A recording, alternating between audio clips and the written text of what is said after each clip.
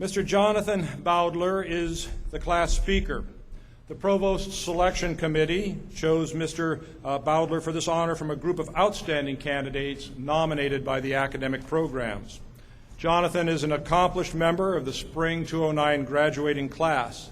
He holds a cumulative grade point average of 3.84 at Western and will receive a Bachelor of Arts degree in history today.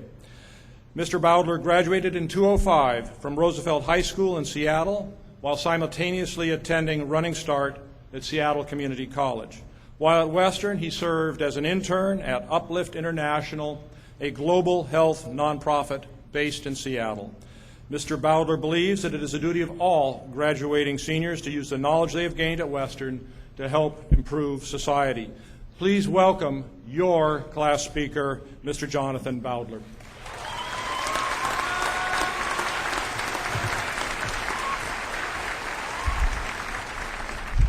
Hello, everyone. This past quarter has been a strange and surreal experience. Walking to campus every day no longer seems to be an arduous trek towards class, but instead a moment for introspection. Through the mist of senioritis and the blindingly good weather, several important questions have flitted through my mind in these past few months. How many more times will I walk this path to class?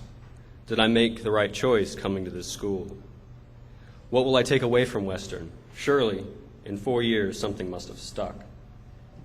Certainly the answer to this first question is obvious, if somewhat sad.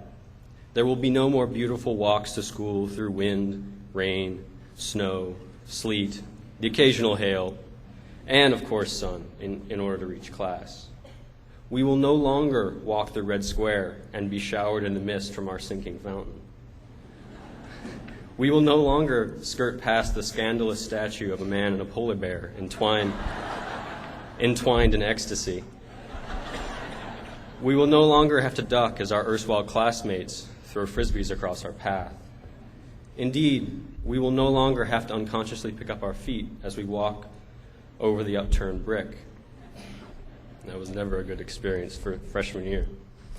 This is, of course, not to say that we will never pay our respects, or this is not ever to say that we will never visit our alma mater again. We will be able to retrace our steps through Red Square and pay our respects to that poor polar bear. However, there will be an important difference. No longer will we trek to that focal point of learning, the classroom, nor will we have the same relationship with our professors. There is an intrinsic loss here, which I think sheds light on the second question. We all made the right choice coming to Western. Indeed, in a way, it is now irrelevant what other choices we had before enrolling. No longer can we ask, what if I took a different class? What if I chose a different major? What if I went to a different school? The experiences we have had at Western now form an integral part of our identity, an identity that we should be proud of as we contemplate our future. We should cherish the beauty of our campus, from the sandstone of Old Main to the wooden beams of the rec center. We should appreciate Bellingham's weather and its uncanny ability to make us study. We should be grateful for Western's administration, the hidden mechanics who made our education possible. Above all, we should treasure our professors' tenacity and intellect, their ability to transfer knowledge and skills. It is this last relationship which I think is most important and most lasting. I hope the professors in the audience will forgive me for this metaphor, but it must be stated. Professors are like the bricks of Western. They form the supportive intellectual network of our school, just as their clay brethren support our feet as we trek towards class. Each Western brick is, of course, unique, from the new untested bricks near the psychology building to the aged and weathered ones near Old Main. Indeed, every time we venture onto campus, those bricks rub off on us, shaping the way in which we interact with our world. Sometimes, if we are not careful, Western's bricks can trip us up, shifting our physical and intellectual paradigms. I told my girlfriend a while ago that I wanted to steal a brick from campus, a memento from my years at Western. But just as I cannot steal a brick from campus, neither can I take a professor home with me.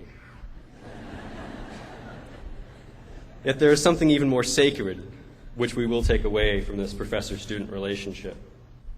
The ability to write and think critically about our world characterizes the humanities and the liberal arts. This is a burden of knowledge that we have all been given and which carries several obligations. The ability to argue and persuade others through critical reasoning must be used not for personal gain, but for the betterment of the whole. The ability to educate and pass on knowledge is even more burdened, as young minds are the most impressionable. In essence, what we must conclude about our time at Western is that it was formative and intellectually burdening. Thus, we must be sober and grateful for the knowledge that has been passed on to us. In that vein, I would like to thank several people. First, Professor Neem, who was integral to my journey as a culinary historian. Professor Deal, for his passion and support for medieval history, which cannot help but rub off on his students. My mother and family, of course, and especially Laura Schiff, the forever challenging girlfriend. I urge you all to think about those who have helped you arrive here today and thank them. Thank your family, thank your friends, and especially thank your professors. Thank you.